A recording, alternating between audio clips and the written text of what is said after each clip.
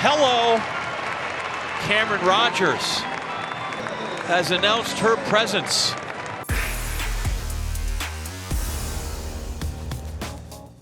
Okay, we are very pleased now to be joined by the 2022 Jack W. Davies Trophy winner as Athletics Canada's Athlete of the Year. Camryn Rogers joins us. First off, Camryn, congratulations on the award. And when you look back at the season as a whole, I know there were a lot of high points, but was there something that really stuck out to you the most? Oh my gosh. Well, first, thank you so much for having me.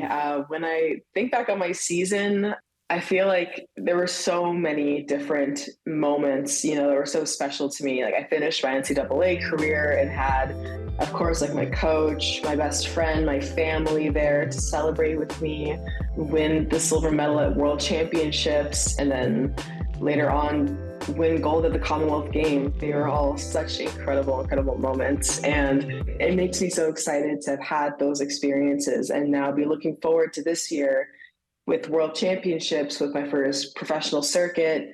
There is so much to look forward to.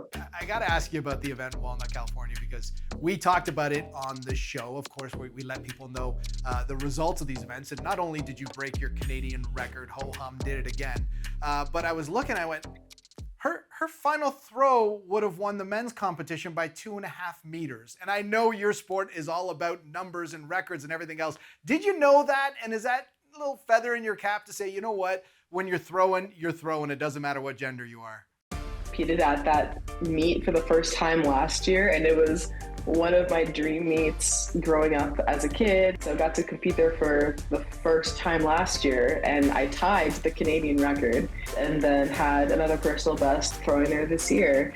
So I feel like now throwing there is a special sort of competition track meet trip for me.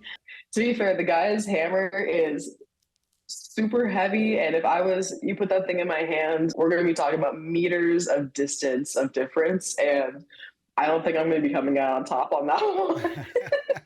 I still thought it was a great stat that we had to bring up. Camryn, I love it. Thank you. Track and field athletes in this country, it's really in a good place right now. And with that comes a little bit of expectations, and I've spoken to people like Sarah Mitten about this.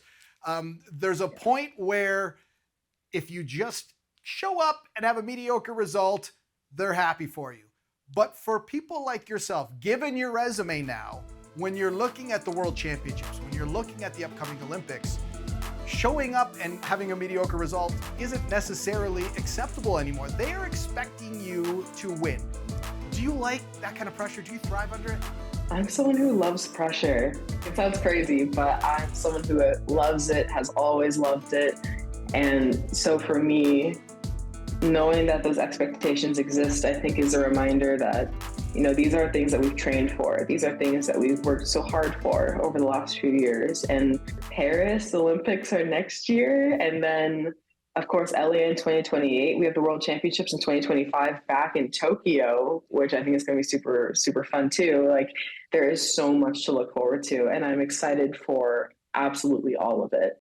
Camryn, thanks so much for doing this. Congratulations on all your success over the last year. May it continue into the World Championships and, of course, the Olympics. Thanks so much for doing this.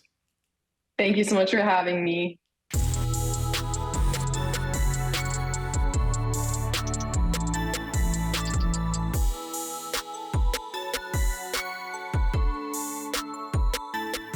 Okay, that's the end of the video, but you're not at the finish line yet because we've got plenty more content. And if you want to see it, subscribe to the channel and just look at all the videos you can watch. Morgan and myself talking track.